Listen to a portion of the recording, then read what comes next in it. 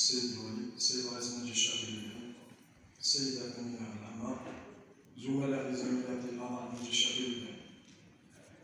قبل كل شيء كذلك أود أن أوجه تحية الشكر والعرفان لأعوان الحماية المدنية وأعوان مصالح الغابات المتواجدين حاليا بمناطق الجهة الغربية من أجل إخماد حرائق الغابات. كذلك نشكر السيد الوالي للإصرار في ساعات متأخرة من الليل وشرف شخصيا على إخماد حرائق الغابات ببلدية الأراضي. السيد رئيس المجلس الشعبي الولائي، عندي تدخل فيما يخص ملف الري. كذلك نشكر الزملاء على إعدادهم للملف. الملف كان قيم، بارك الله فيكم. عندي تدخل فيما يخص ملف الري. لاحظنا أن الدولة الجزائرية في الآونة الأخيرة أصبحت تركز وتتجه سياستها فيما يخص إنجاز محطات تحلية مياه البحر على طول الشريط الساحلي.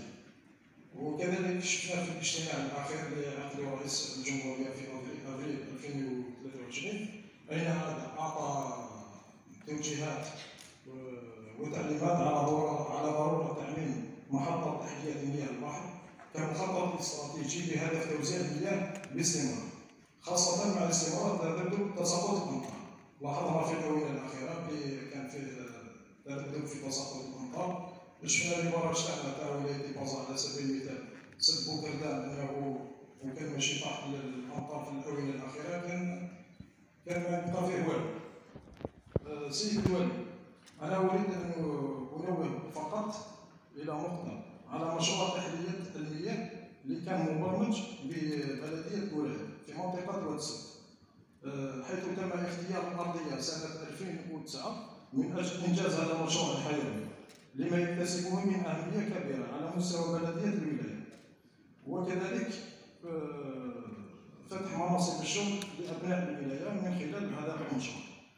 أنا كانت هناك زيارة سيد الوالي، زيارة رسمية لوزير الطاقة ووزير الري إلى تلك المنطقة، حيث تم وضع حجر الأساس من أجل إنجاز هذا المشروع الحيوي، أين استحسن سكان الجهة الغربية استبشروا خير من هذا المشروع، لكن لم يجسد. احنا حبينا نعرفوا برك المواطن في ولاية طنجة يطرح تساؤل: هل في إمكانية بحث هذا المشروع وإنجاز هذا المشروع من جديد؟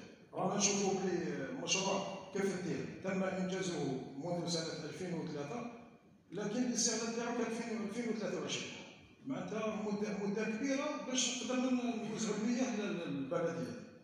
حنا ماذا بينا يكونوا محطة تحلية المياه. كان فيه محطة لفوكا، تكون محطة أخرى في الجهة الغربية، وراح نقضيو على مشكل المياه في الولاية. هذه بالنسبة للنقطة الأولى. الموارد المائية، أنه كاين أحياء ببلدية بولاية يعانيو كثيرا من ملوحة المياه.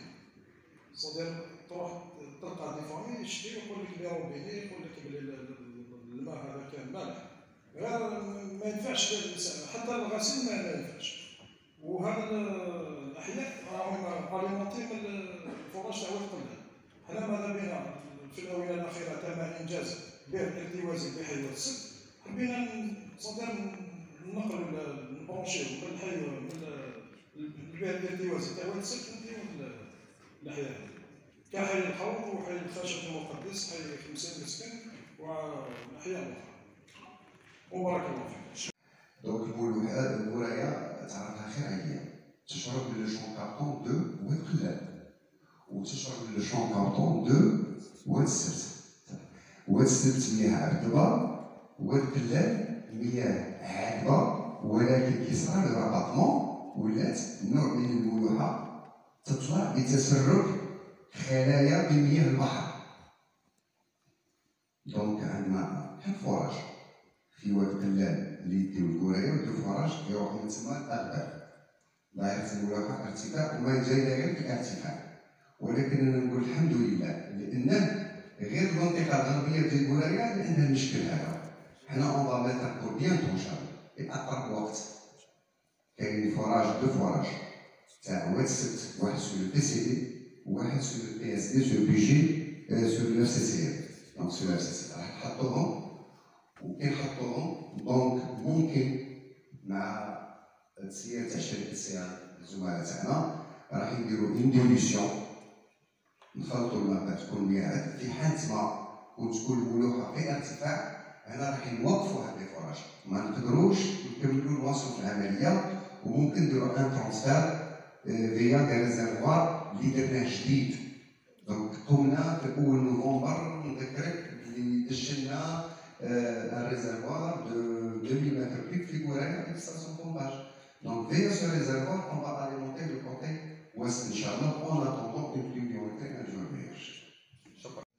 السؤال طرح سنة 2022 خلال شهر أكتوبر أو نوفمبر على السيد وزير الموارد المائية من طرف البرلمان ومن طرف النائب مستوى البرلمان، وزاد تكرر نفس السؤال من طرف البرلمان على السيد الوزير مؤخرا، وإن كانت الإجابة صريحة على جميع القنوات أنه التوريرة في تفكير ولكن على المدى البعيد، لأنه ليس من أولويات الولاية. أولوية الولاية سد كافة. دونك دراسة موجودة، الأرضية موجودة، جميع المعطيات التقنية والهيدرولوجية مؤشرات إيجابية لإنزال السد، ولكن ليس على المدى القريب. فيما يخص الآبار يعني يظهر لي بكل شفافية بكل موضوعية ما كانش أكثر من ما سهل سيدي الوالي في حفر الآبار.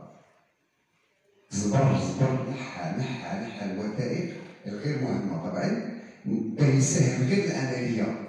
وانا قلت بركز 375 تنقيب بلاش مش بالسهل، باه تدرسها في يعني مدة قصيرة وباه تريتي لي دوسيي وباه.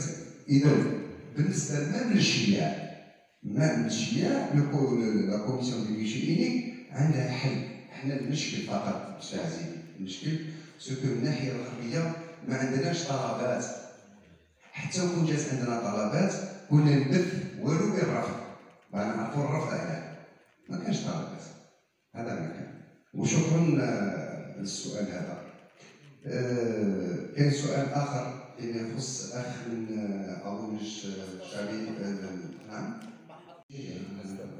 دونك كونسيرن لا ستيب اللي كانت في بروغرام ميزيو ورايا، دونك فيها 100 مليون دو متر كيوب جور اللي فيها هكذا. دونك كانت تيران مختار، ومن بعد صرا ان بروبليم تاع تجميد في مجال كيف دير.